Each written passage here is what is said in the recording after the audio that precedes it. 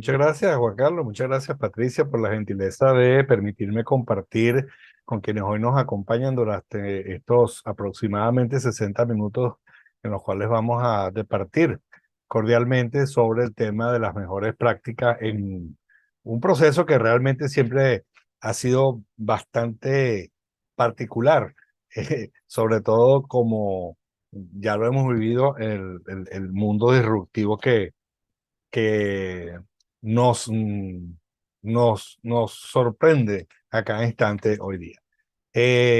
Voy a pasar a compartir la pantalla de presentación para que demos inicio al ciclo, ¿no? Al webinar. Esta charla del día de hoy, este webinar que estamos compartiendo, lo estamos haciendo de forma tal de que nosotros vayamos comprendiendo un tanto mejor uno de los aspectos que quizás, como les comentaba, uno de los procesos más particulares que se está viviendo hoy en el mundo de los negocios e inclusive más allá, en nuestro día a día, que tiene que ver con las características disruptivas que la humanidad está evidenciando cada vez con mayor fuerza. Dentro del área de la gestión de la cadena de abastecimiento o gestión de la cadena de suministro, como también se denomina, el tema de la planeación de la demanda o la planificación de la demanda, como también podemos decirle, es primordial para que nosotros podamos de alguna forma empezar a acercarnos a las particularidades que toda cadena busca de cumplir en eficiencia y eficacia, como es brindar al cliente o a nuestro canal de distribución, a nuestro segmento de mercado, el tipo de producto y el tipo de respuesta de servicio que está requiriendo. Entonces, para ello, necesitamos comprender un tanto mejor y la ubicación del diplomado, de hecho, tiene un simulador que nos puede ayudar a comprender un tanto mejor cómo se puede hacer este tipo de actividades. Sin embargo, siempre es bueno tener como el conocimiento de la particularidad del proceso, ¿no? Y en este sentido, la planificación de la demanda es un proceso bastante particular. De hecho, su concepto nos lleva a comprender un tanto mejor qué es lo que significa.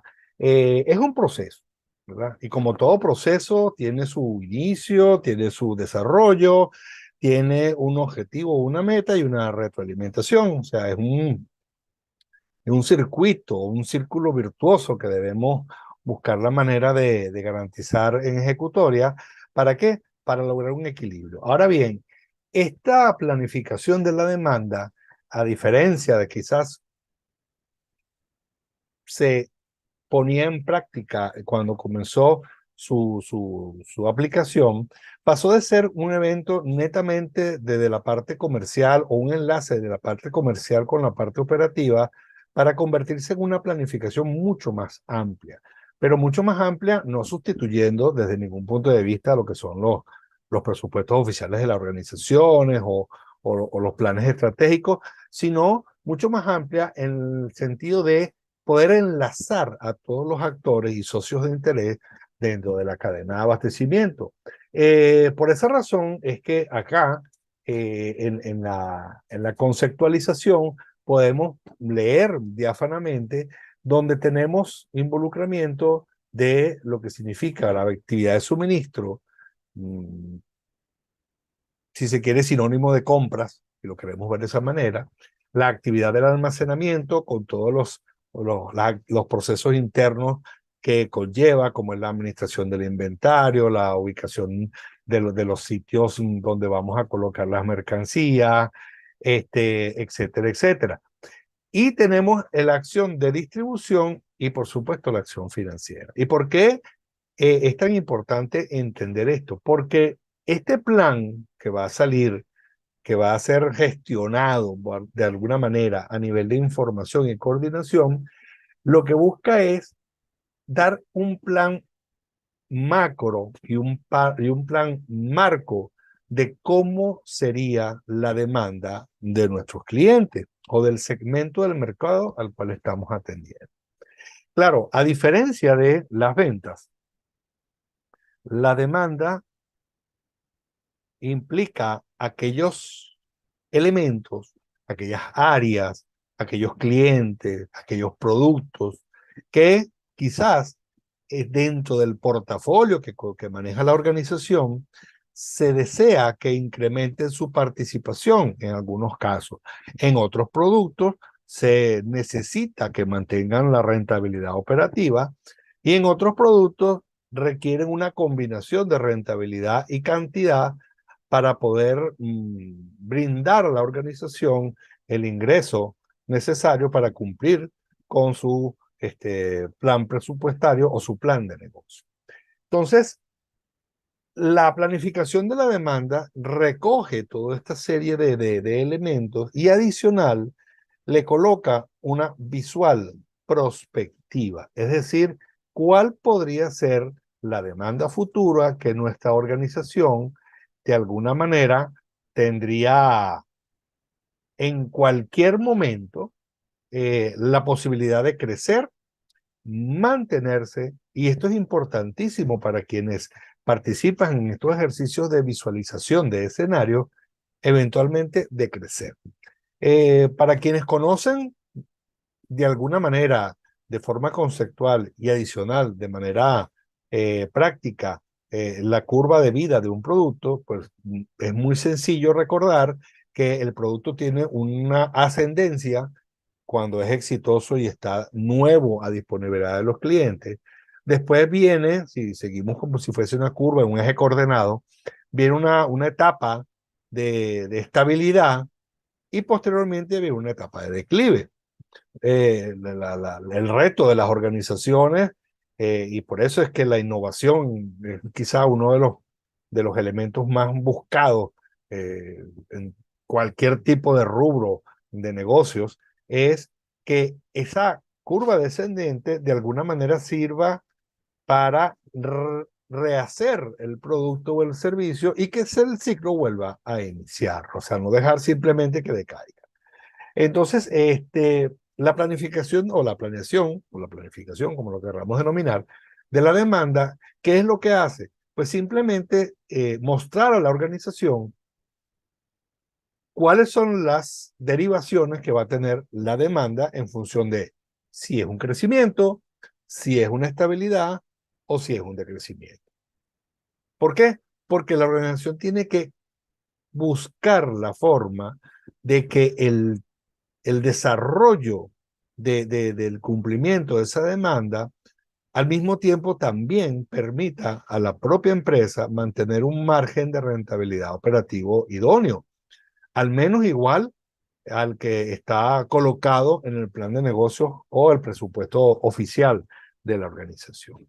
Entonces, ¿cuál es el gran reto para quienes hacen planificación de la demanda o para quienes participan activamente de la planificación de la demanda como su insumo de negocio? Pues lograr ese equilibrio. Y ese equilibrio lo podemos ver cuando la cantidad que nos demanda nuestro cliente o nuestros clientes se puede equilibrar con la cantidad de suministro que nosotros le podemos garantizar. Ahora fíjense, el planificador o la planificación de la demanda no toma solamente al producto terminado como potencial venta, por decirlo de alguna forma, sino también que se alimenta, es un aporte, un input dentro del ejercicio y análisis que hace la gestión de planificación de la demanda, donde juegan un rol importantísimo el esquema de servicio al cliente, el esquema del mercadeo o el marketing y por supuesto un pronóstico de la demanda. Ese pronóstico de la demanda, sin lugar a dudas, es uno de los ejercicios más retadores que cualquier empresa posee, porque por concepto, un pronóstico es un ejercicio que está equivocado, ¿no? Suena un tanto paradójico, ¿no?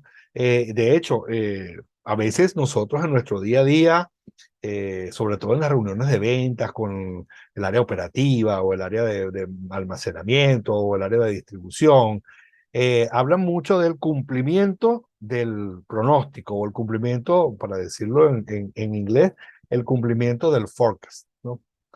Y generalmente eso trae ciertas discusiones, disyuntivas, de que por qué me alejé, que no cumpliste, que sí cumplí, que quedé corto, que quedaste en exceso. Y realmente el pronóstico o el forecast, como es más coloquialmente conocido en su pronunciación inglesa, realmente es un aporte, es una información.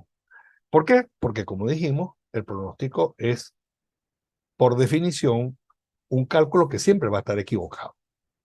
Entonces, como va a estar equivocado, no se puede tener como una meta como tal. O sea, no es como, vamos a decirlo de esta manera, un atleta de alto desempeño, por ejemplo, en pista y campo, tiene como meta por lo menos llegar a la final.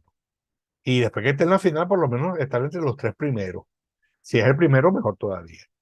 Pero él puede pronosticar si su desempeño es muy bueno, si es un atleta de altísimo nivel demostrado en, todos en todas sus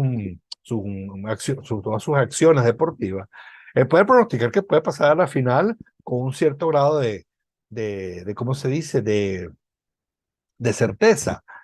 Pero en la final hay, dependiendo del tipo de prueba, hay otros, ¿no? Ahora, el pronosticar si va a ser medalla de oro ya está más difícil. El pronosticarse, aparte de la medalla de oro, va a romper el récord olímpico, se pone todavía más pequeña, pues, la posibilidad de que eso se cumpla. Y que aparte de la medalla de oro y el récord olímpico, también tenga el récord mundial, pues todavía prácticamente es muy chiquitito el asunto, ¿no? Entonces, al final de cuentas no se sabe. No se sabe porque hay que correr la carrera, ¿no? Entonces, el pronóstico tiene algo de eso, ¿no? Tiene algo de que nosotros tenemos productos donde podemos tener una certeza bastante grande de que se va a cumplir.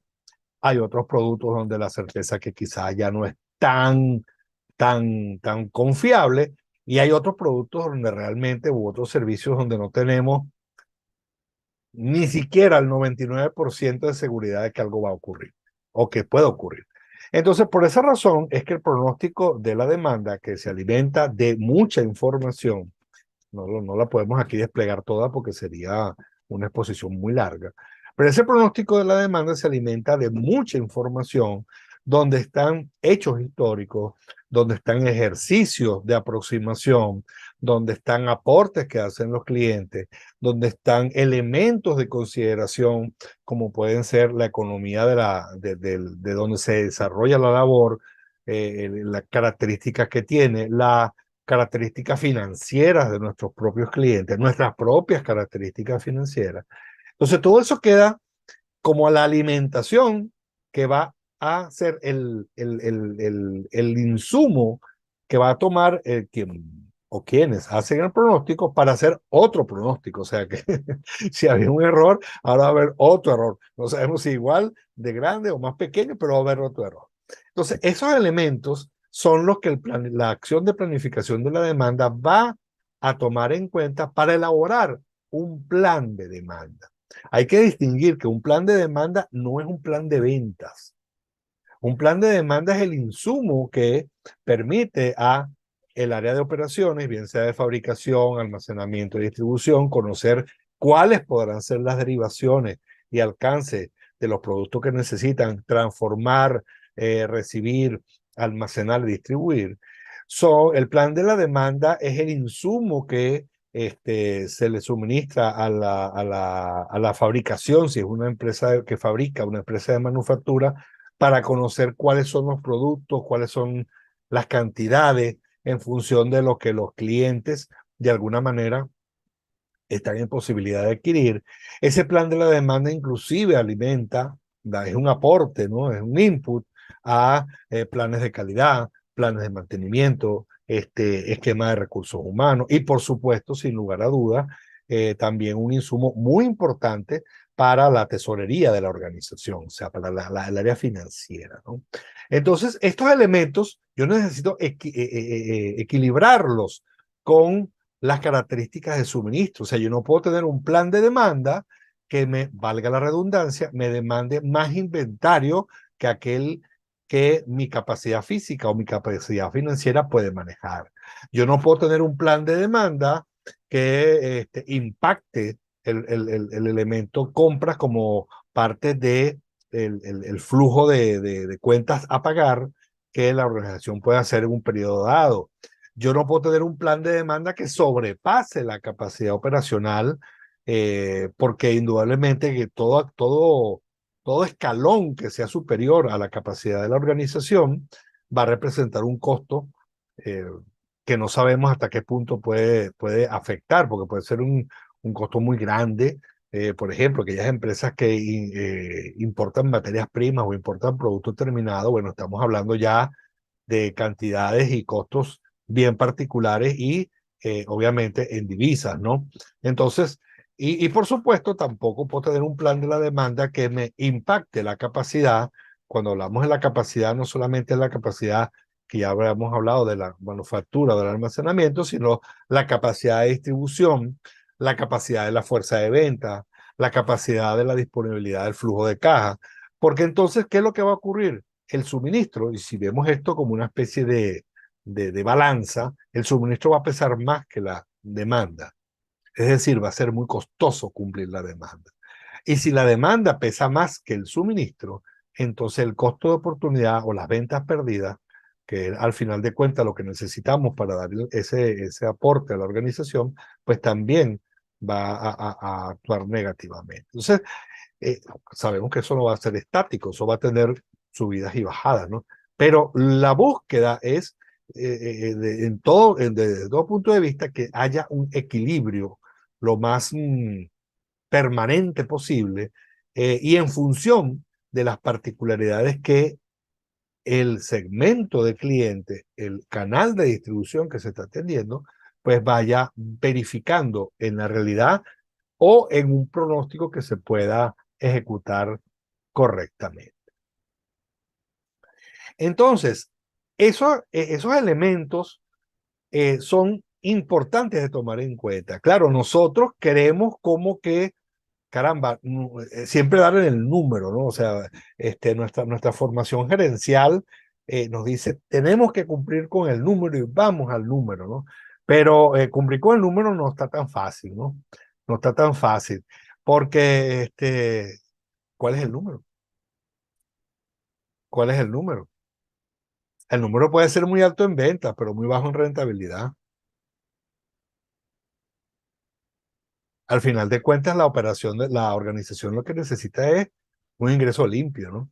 Entonces, yo puedo vender mucho, por decir una cosa, pero si mi rentabilidad es menor, entonces el número como que no hace mucho sentido. Puedo hacer al contrario, puedo tener una rentabilidad muy grande, pero con unas ventas muy bajas.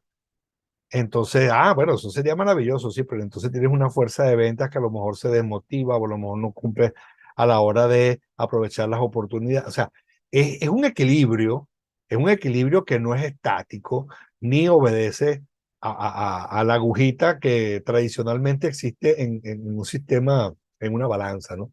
Es más bien, para aquellos que les gusta eso, es como surfear la ola, ¿no? Lo importante es no caerse, agarrar la ola, montarse en la ola y llegar a la orilla, ¿no? Y hacerlo lo mejor posible. Realmente esa quizás es la metáfora que mejor puede encontrarse. ¿Por qué? Porque no todo está escrito, ¿no? Fíjense, antes de la pandemia el mundo era uno, al llegar la pandemia fue otro, a mitad cambió otra vez, al final volvió a cambiar. Después vino el tema ya en Europa y la cosa volvió a cambiar. Y pasó lo del canal de Suez con el barco que se quedó atrapado, este, todavía en la realidad no sabemos ni por qué.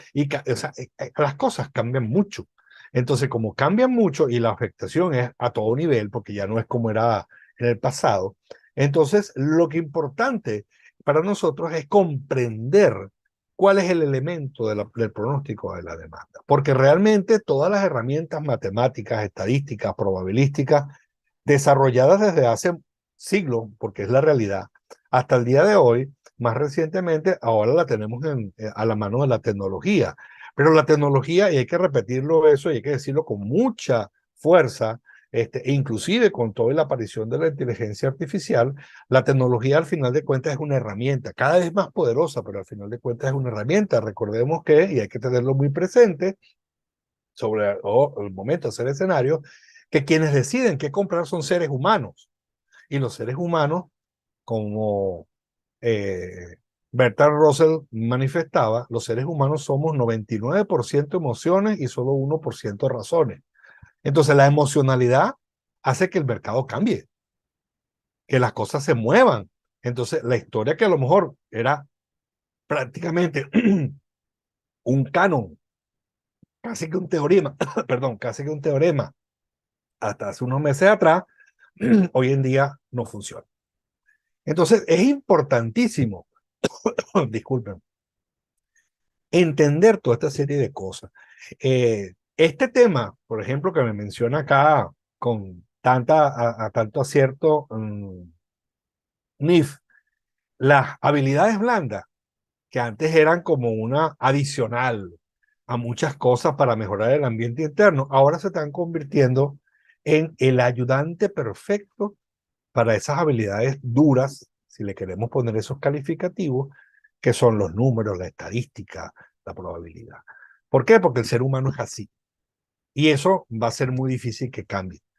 Es imposible unificar al 100% de las personas, ¿no?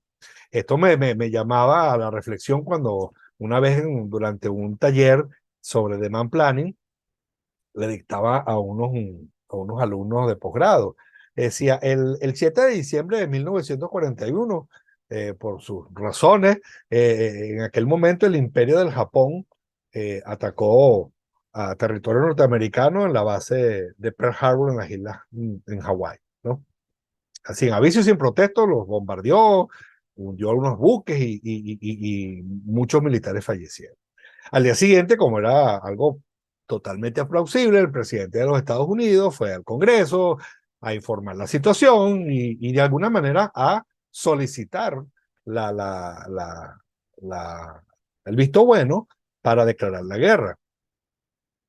¿Okay? Para todos nosotros sería indudablemente de lógica o por lo menos de nuestro sentido común de que la totalidad del Congreso, del Senado, que era quien votaba, estuviera a favor de declarar la guerra a Japón. Pues no fue unánime. Una sola persona votó en contra. O sea, es imposible tener la certeza de que el 100% de las veces las personas van a tener el mismo comportamiento. Entonces, eso hay que tenerlo muy en cuenta y por esa razón es que es tan importante comprender de que esto no es un equilibrio estático, esto es un equilibrio que como les digo, es como surfear la ola, es como el aterrizaje de un avión, ¿no? Los que hemos tenido oportunidad de hacer viajes de ese estilo, sabemos que el avión, por muy grande que sea y por muy moderno, cuando va aterrizando se va moviendo, ¿no? Se va acomodando a muchos factores que no son iguales en todos los aeropuertos. Entonces, eso es exactamente así. Por esa razón, al momento de hacer una planificación de demanda, es necesario tener en cuenta factores que afectan ello. Entonces, el tamaño del mercado afecta. Si bien sea que sea muy grande, bien sea que sea muy pequeño, bien sea que esté mutando, bien sea que esté cambiando. Los productos y servicios complementarios. A veces nuestros productos están, como quien dice, únicos en un segmento de la población, pero puede ser que nuestros competidores desarrollen un producto y a lo mejor buscando competir más bien se convierten en complementarios. Eso puede ocurrir. Entonces, eso forma parte de todos los elementos que nosotros tenemos que tomar en cuenta al momento de contemplar la demanda. Tenemos que tener en cuenta también que los productos también pueden tener elementos sustitutos. O sea, yo puedo sustituir el azúcar blanca por un azúcar o una azúcar refinada por una menos refinada. Eso puede ser una situación. Eso cambia pautas de mercado. Y no necesariamente porque el mercado esté deprimido. No necesariamente por eso. Hay cosas que tú no sabes que suceden, pues que pueden cambiar. Fíjense, hay un ejemplo bien interesante, bien particular. Para todos nosotros sabemos que esta fruta, el aguacate como tal es una fruta mesoamericana. O sea, el nombre deriva del- de un vocablo indígena y precolombino en lo que hoy en día es México, pero el aguacate, ¿verdad? Es una fruta mayoritariamente de consumo perdón, de nacimiento en Mesoamérica y que, bueno, por efectos de la colonización, es usado en todas partes de Latinoamérica. Muy común, ¿no? Y en España también.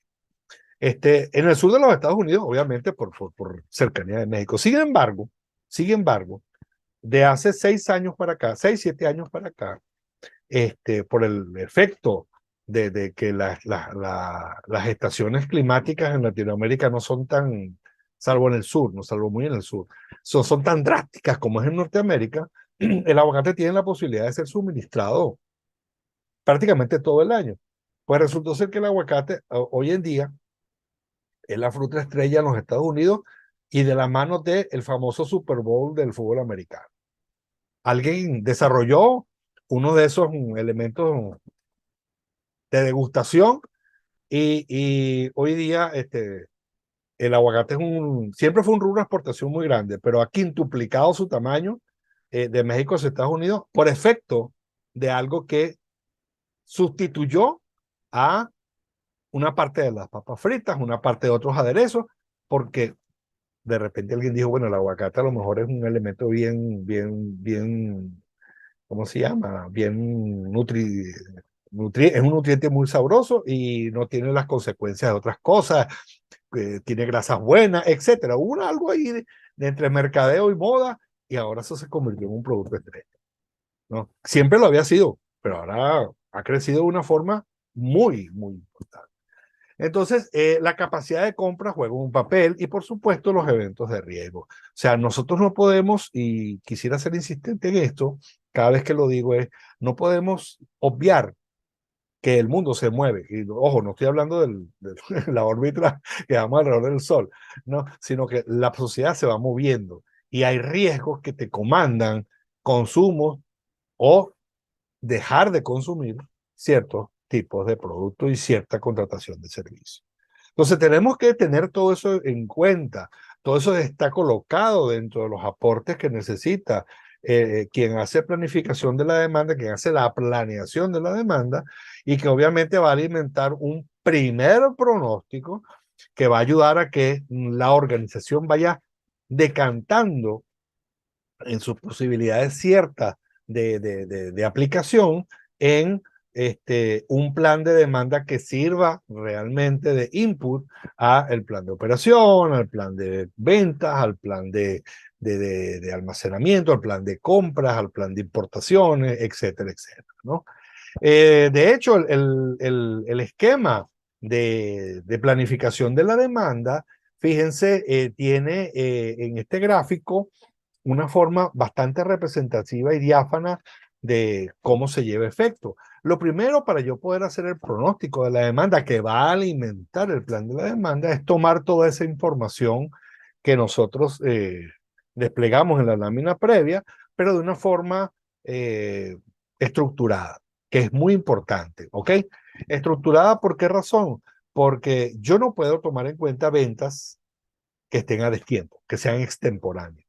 Tienen que ser unas ventas dentro de un marco de tiempo que realmente me aporten información, ¿verdad? Yo, por ejemplo, si voy a hacer un pronóstico, voy a tomar un histórico de ventas, creo que es ¿cómo se llama? De sentido común que un histórico que empieza hace 10 años a la fecha, pues no tiene como mucha validez, ¿no? Quizás 2, 3 años, por las características que estamos viviendo, ¿no? Algunos pronósticos serán hasta más cortos, ¿no? La ventaja de la tecnología de la información como herramienta muy poderosa es que puede capturar muchos datos en tiempo real y eso acorta, si se quiere, el horizonte de análisis, pero al mismo tiempo le da más confiabilidad. Porque también antes de existir la posibilidad de la captura de datos a través de la tecnología, había manipulación, había sesgo, este, elementos que no estaban en control de la organización y que indudablemente hacían que los pronósticos o la alimentación de cálculo de pronósticos fuese algo quizás no tan confiable como uno quisiera que fuese, ¿no? Entonces, eso es importante, ¿no? ¿Cómo va a ser esa venta? ¿Cómo va a ser? ¿Cómo fue esa venta, ¿no? En la parte de mercadeo, ahí se une cuál podrá ser la influencia, ¿verdad? De el mercado, la tendencia del mercado, la tendencia de los clientes, las características de consumo, el estado de la economía local, regional, hasta mundial en algunos casos, cómo se va a interpretar de acuerdo al modelo estructurado su aporte a la ejecución del pronóstico y de igual manera los elementos que conforman el servicio al cliente. En lo particular es importante, y siempre lo digo para el pronosticador, que comprenda que el servicio al cliente es como decir, hay un dicho castellano que es muy cierto, ¿no? Si te digo que si te digo que la burra es negra porque tengo los pelos en la mano. Eso se puede aplicar con el servicio al cliente. Ventas puede establecer un ingreso de ventas. Mercadeo puede influenciar, pero el que realmente sabe o quienes conocen si la venta se efectuó correctamente es el servicio al cliente. ¿Por qué? Por una razón muy simple. Son ellos o ese proceso donde también está implícita la distribución, son ellos los que entregan al cliente y son ellos los que reciben las devoluciones y las quejas.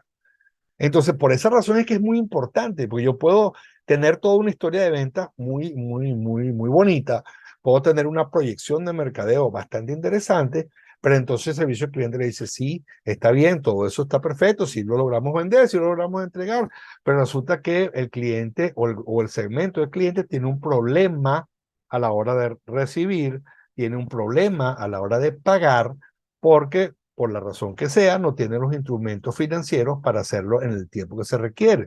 Y entonces, si bien es cierto, cumplimos con una parte del esquema procesal de la organización, el aspecto financiero está debilitado por esa particularidad. Entonces, toda esa serie de cosas son los que van a entrar el pronóstico. Claro, ese pronóstico que yo denomino acá de pronóstico que va a alimentar el plan de demanda, porque ese no es el plan, el pronóstico va a ser el aporte, después eso se va a ramificar, por decirlo de alguna manera, en el plan. Entonces va a decir, bueno, podemos, o el pronóstico me dice que la venta sería de tantas unidades, que la distribución sería de tantas piezas, que la fabricación sería de tantos kilos. Y de ese plan viene entonces un análisis de restricción. Y ese análisis de restricción, ¿para qué me va a servir? Es decir, bueno, mira, ventas. Tú puedes con 1000. Y dice, no, yo no puedo con 1000. Yo puedo con 980.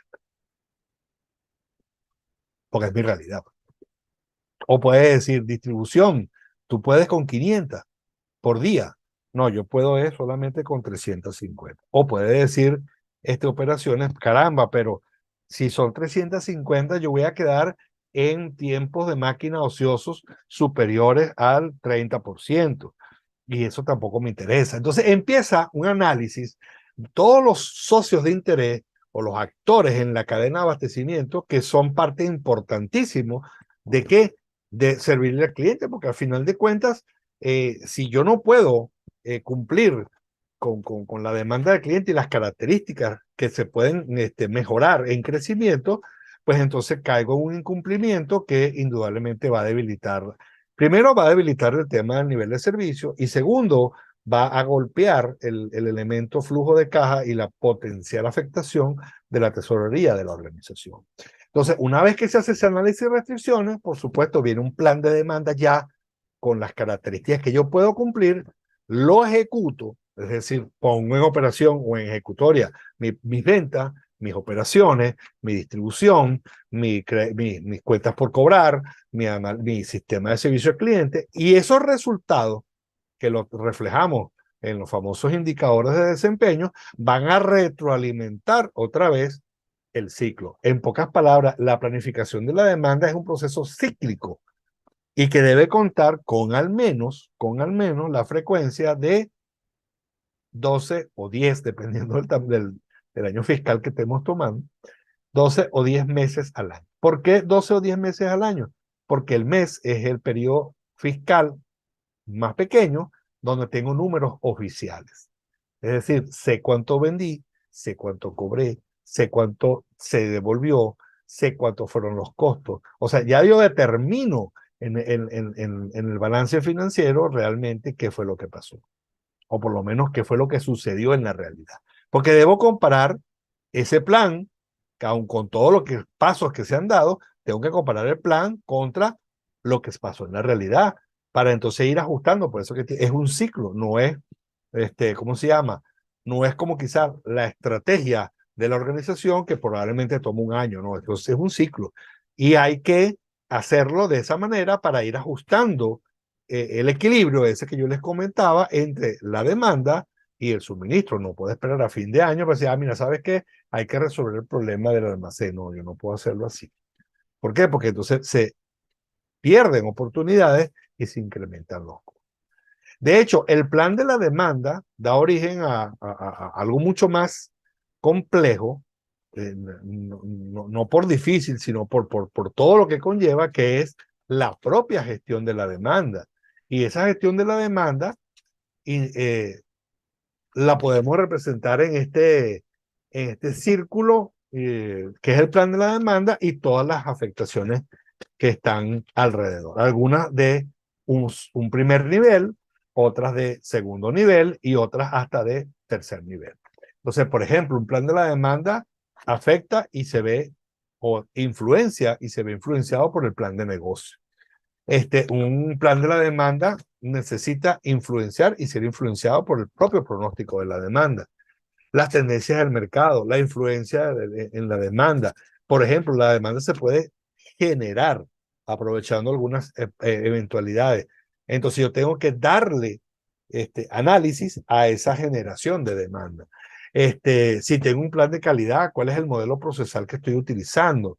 Eso influye sobre el plan de la demanda, porque claro, yo no puedo hacer algo a espaldas de, o yo no puedo gestionar una demanda a espaldas de un elemento tan importante y trascendental hoy día como es la calidad integral, los indicadores que se utilicen para ello, ¿verdad? En caso del plan de ventas, o sea, lo que es el segmento, el canal, los proyectos, o sea, hay productos que pueden ser atractivos para hacer alianzas con algún canal de distribución particular. Por ejemplo, quienes de ustedes manejen consumo masivo, a veces se da el caso de que una franquicia o un grupo de tiendas de una corporación quiere integrar un producto de nuestra organización como parte de un relanzamiento o de un posicionamiento en un segmento dado. Entonces, en este sentido, es importante tener eso como parte de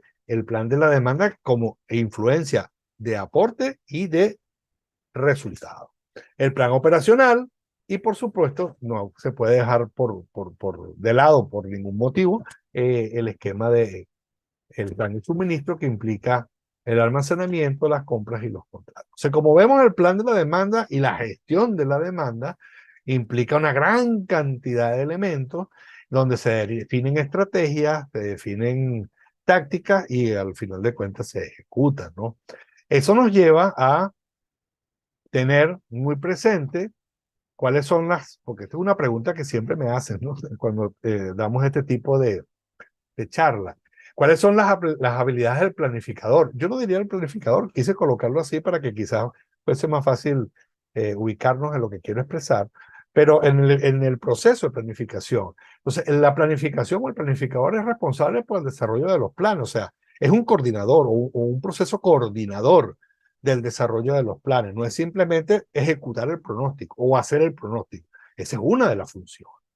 Debe poseer una buena comprensión del negocio y la capacidad de interrelacionarse. De hecho, en las organizaciones muy exitosas, donde el demand planning, como se denomina en inglés, es una herramienta de uso muy frecuente, el proceso de demand planning es un proceso staff, o sea, no responde a una columna particular dentro del organigrama, sino que es como un asesor, es alguien que está, o un proceso que está externo pero que al propio tiempo tiene que tener todos estos enlaces de coordinación, información, verificación,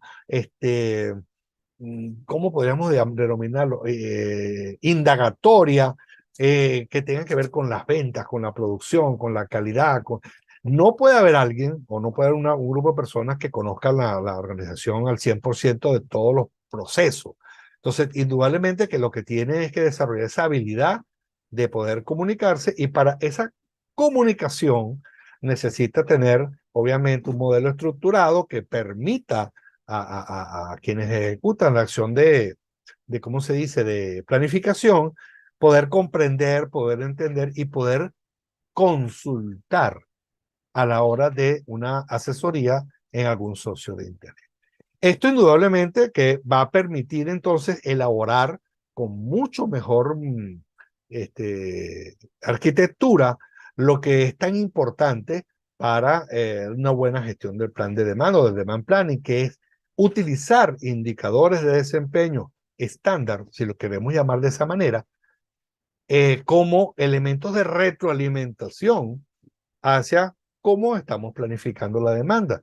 Y en este sentido, ¿verdad? Aquí poseemos para su visual algunos que son quizás los cuatro que yo diría no son los más poderosos, pero sí los cuatro que me brindan a mí la mejor información cuando quiero iniciar un plan de demanda o una planificación de demanda.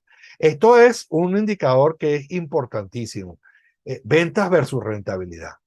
Sin lugar a dudas, yo necesito establecer cuáles son los productos que tienen mejor volumen y mejor rentabilidad. Ojo, no para descartar los otros, sino para comprender el peso que tienen que asumir dentro de un análisis, ¿no? Como yo les comentaba, de productos como los azules, que a lo mejor tienen un excelente volumen de venta, pero no todo lo que tienen excelente volumen de venta, y vamos a los círculos que están a la derecha, en color, bueno, aquí sería como color ocre, no todo lo que son mayoritariamente los que más se venden son los que tienen mejor rentabilidad.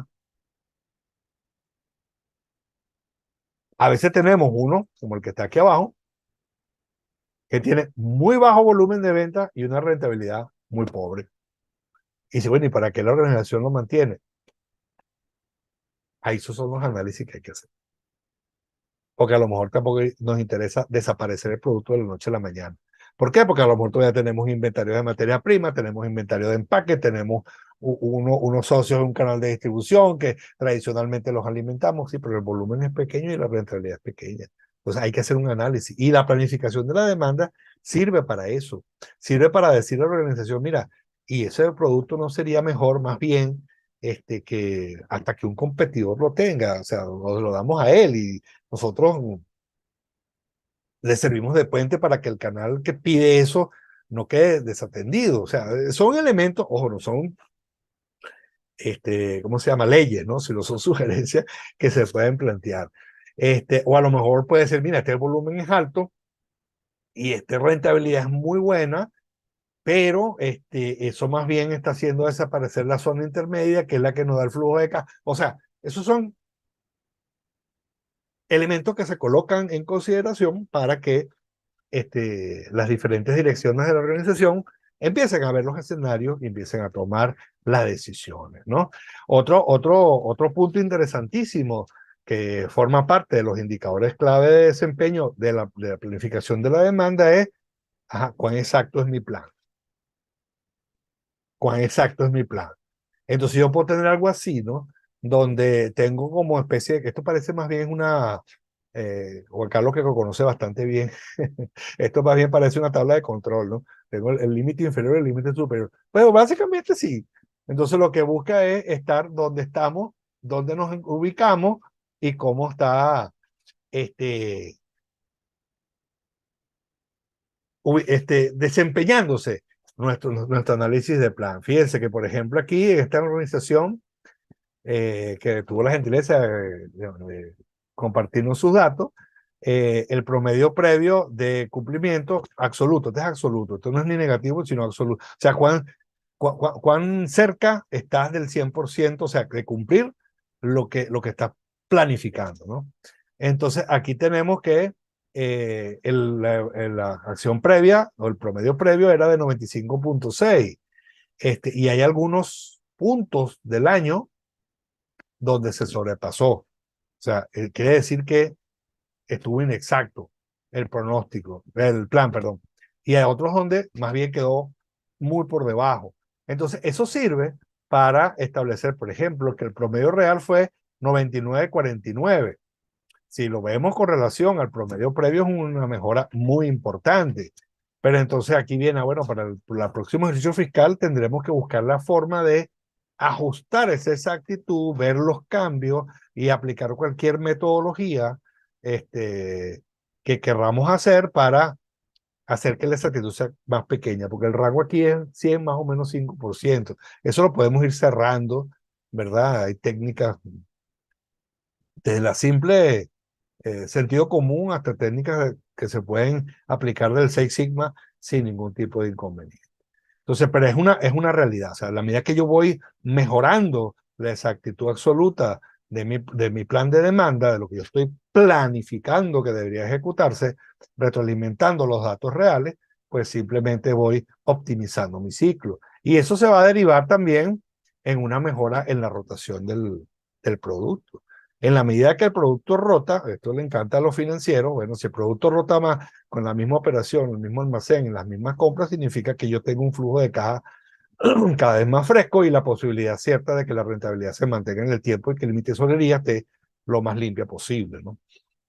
Eso es un evento que se puede hacer seguimiento. Fíjate, tengo un indicador, la rotación puede ser un indicador, en este caso estamos aplicando el acercamiento vía almacenamiento, pero esto se puede colocar a nivel de costos y costos versus costo de venta y es una rotación en moneda o en masa monetaria y va a ser muy, muy parecida, ¿no? En la medida que mi exactitud va siendo cada vez más confiable, la rotación también se va a ir incrementando porque quiere decir que estoy acercándome a la cantidad que realmente se requiere entregar. Y por supuesto, también un elemento clave que va a mejorar es el nivel de servicio.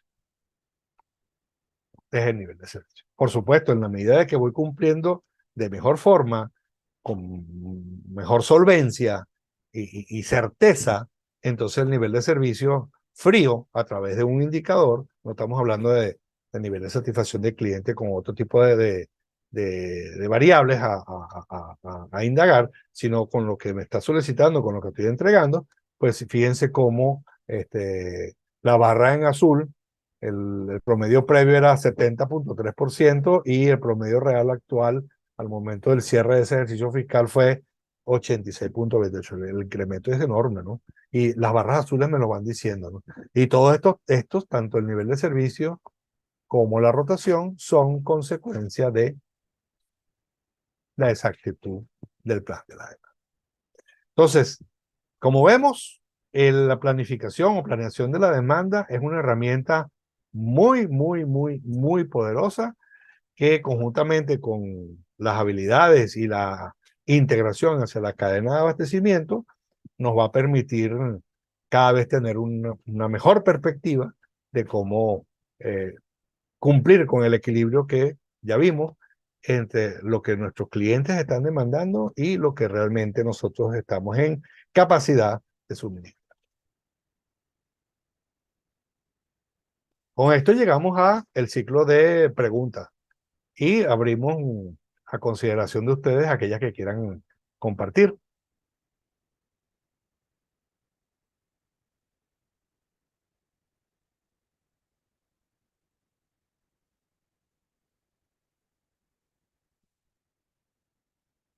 Recuerden que también tienen la sala de conversación para cualquier interacción que quieran realizar.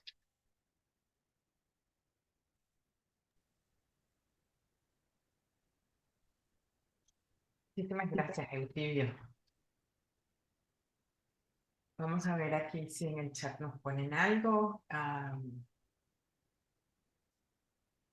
hay un comentario, yo diría más allá de hablar de un pronóstico con la finalidad de hallar un número preciso, es hallar un intervalo de confianza con un nivel de confianza dentro del cual se encontrará nuestro, perdón, nuestro valor promedio pronosticado.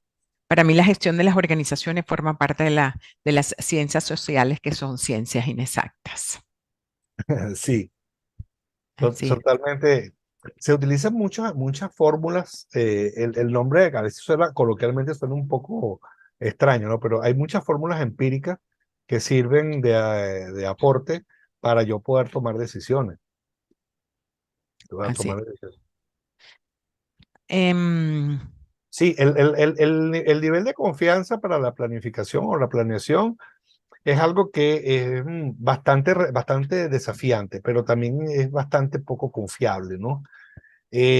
¿Por qué es poco confiable? Porque, como insisto, o sea, sí, nosotros podemos tener todas las herramientas tecnológicas, podemos tener inclusive software especializados en hacer pronósticos. No estoy hablando de hojas de cálculo ni los nuevos desarrollos del Excel, sino hay software especializados en eso. Y con todo y eso, ¿por qué? Porque, como decimos, el mercado al final, o el cliente, toma decisiones eh, que pueden cambiarlo todo, ¿no? O sea, hay un ejemplo clásico en la historia de los teléfonos inteligentes que es el caso BlackBerry. Un equipo tan sofisticado, tan bien desarrollado, tan bien conceptualizado, pero a la gente no le gustaba, no le gustaba. Entonces, en lo que salió un producto, no vamos a decir más sencillo, porque esa no era, esa no es la aproximación, sino un producto más eh, asequible a la emocionalidad del consumidor, pues indudablemente lo eliminó del mercado, ¿no? Lo eliminó del mercado. De hecho, quien lo termina de hacer desaparecer es un producto más costoso, porque el iPhone, el que lo sustituyó, y era mucho más costoso que el BlackBerry, pero era mucho más amigable. O sea, es la identificación del segmento de consumo lo que hace que la confianza valga la redundancia, pueda ser confiable. Hay un ejemplo también, creo que la mayoría de los que están acá son personas o son venezolanos o residen en Venezuela. Entonces, hay marcas que son ampliamente confiables para la psique del consumidor. Si tú le colocas a un consumidor que tenga la posibilidad de adquirir un carro Ford y uno Toyota, ¿cuál crees tú que va a escoger? Aquí en Venezuela, por lo menos. Va a agarrar el Toyota. Así el Ford tenga todas las ventajas que tú le quieras poner, las comodidades, hay un tema de confiabilidad que lo hace irse para allá. Entonces, eso sucede, pues. El crecimiento el nombre formal es harina de maíz precocida, ¿no? El crecimiento de la harina pan en el mundo es porque, claro, la diáspora se llevó esa creencia y de alguna manera abrió un mercado. Este, es así, pues. De hecho, Empresas Polar ahora tiene una división que se llama Pan Global. Y es producto de un producto que, si tú analizas, es un producto muy sencillo. De hecho, la tecnología, claro, ya hoy en día es una tecnología bastante más desarrollada, pero no es una tecnología de lanzar cohetes espaciales. Sí, pero la psique del consumidor está ese nivel de confianza. Entonces, hay otros productos que no tienen. Hay otros segmentos que crecen y bajan. Hay otros elementos donde tienes que ganarte la confianza. Hay muchas variables. Eh, Profesor, por acá te colocan qué intervalo de planeación es más aconsejable, mensual, trimestral o anual. Eso te lo va a decir la situación que estés viviendo. Lo ideal, lo correcto, es que tú poseas ¿cómo se dice? Un análisis a partir del cierre fiscal más pequeño. ¿Cuál es el cierre fiscal más pequeño? El mes. O sea, eso sería lo ideal. Que yo al cierre del mes, con mis números oficiales, díganse los números que el área financiera emite, yo pueda hacer el análisis. Sin embargo, y hay todo un desafío, sobre todo en Latinoamérica, ya se pueden hacer elementos con prospección. Entonces, ¿por qué? Porque la situación en un momento dado, dependiendo del segmento, puede cambiar muy rápido. Entonces, como cambia muy rápido y está sujeto a muchos elementos de riesgo, y recordemos que el riesgo es el nombre grueso, pero debajo está dos elementos que lo alimentan, que son incertidumbre e ignorancia. Entonces, si yo no sé qué va a pasar e ignoro qué es lo que va a suceder, sin lugar a dudas que me estoy enfrentando a una situación que quizá no sepa cómo manejar. Entonces, dependiendo de las características del producto o del mercado que estoy atendiendo, más temprano que tarde, hay que hacerlo lo más cercano posible a datos que sean, aquí repetimos la palabra, confiables. Aquí la tecnología y la transformación digital juega un rol preponderante. ¿Por qué? Porque la tecnología me permite capturar datos rápidos. De hecho, hoy estuve leyendo algo increíble, increíble no, sino una cosa bien particular. Estuve leyendo en LinkedIn que una barra de abogados en Europa emitió un comunicado donde recuerda a todas las personas, o sea, a todas las personas, de que las capturas de pantalla son documentos probatorios.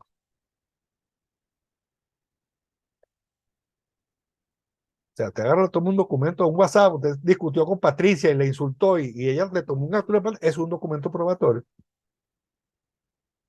O sea, a esa velocidad vamos. Pues, entonces, claro, a esa velocidad que vamos, tenemos que adaptar nuestra organización a esas realidades. Ya trimestralmente hablando, yo creo que es muy lejos y anual yo creo que ya no camina.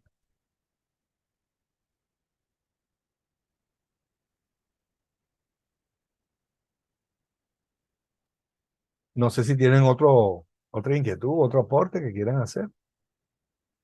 No, acá otras personas han colocado muchas gracias y que todo muy claro. Ya lo que nos queda es un minuto.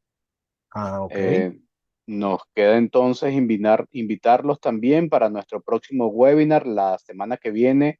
Un tema bien interesante, el carrusel colaborativo. Si no sabes lo que es el carrusel colaborativo, atiste.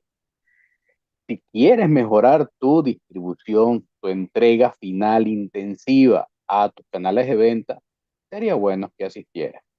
Y quienes estén interesados sobre nuestro diplomado en cadena de suministro que inicia en el mes de septiembre, se les está enviando la información por el chat y también se les va a enviar información a sus correos electrónicos.